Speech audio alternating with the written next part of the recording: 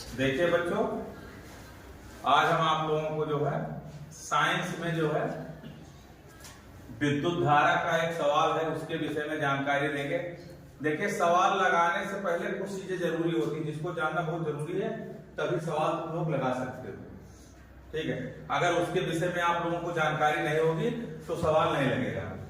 सवाल को आप लोग पढ़ लेंगे, उसको देख लेंगे, लेकिन समझ में नहीं आएगा। तो क्या क्या चीजें जरूरी हैं सवाल को लगाने के लिए, वो जानना बहुत जरूरी है। और इसमें कुछ चीजें होती, जैसे एक तो हो गया आपका सूत्र, कि सूत्र अगर आपको पता नहीं होगा तो सवाल नहीं लगेगा। और दूसरी चीज है कि किससे किसको प्रदर्शित करते हैं, ये जानना बहुत जरूरी होता है। अगर ये नहीं पता होगा तब भी सवाल नहीं लगा सकते हो।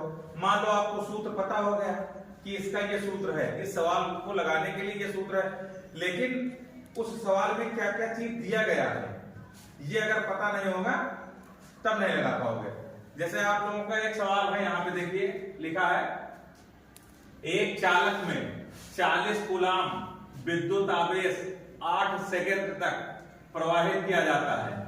चालक में प्रवाहित विद्युत धारा का मान ज्ञात कीजिए। अभी अगले सवाल में हम लोगों ने जो है विद्युत धारा का मान ज्ञात किया था।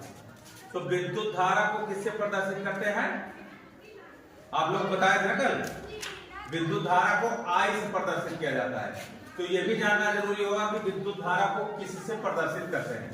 उसी तरह से यहाँ पे लिखा है कि एक चालक में 40 कूलाम विद्युत आवेश।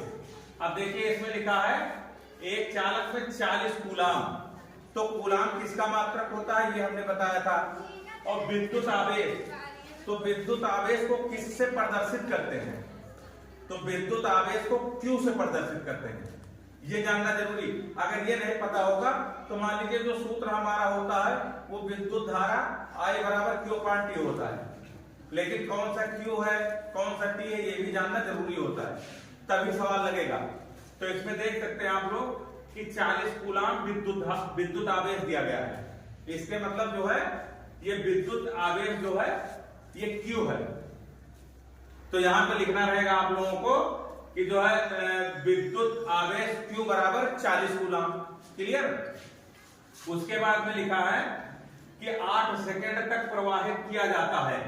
तो 8 सेकंड तक हमने बताया था, चाहे पीछे सेकंड लिखा हो या मिनट लिखा हो या घंटा लिखा हो, तो वो जो है समय होता है। तो समय T बराबर हो जाएगा हमारा 8 सेकंड।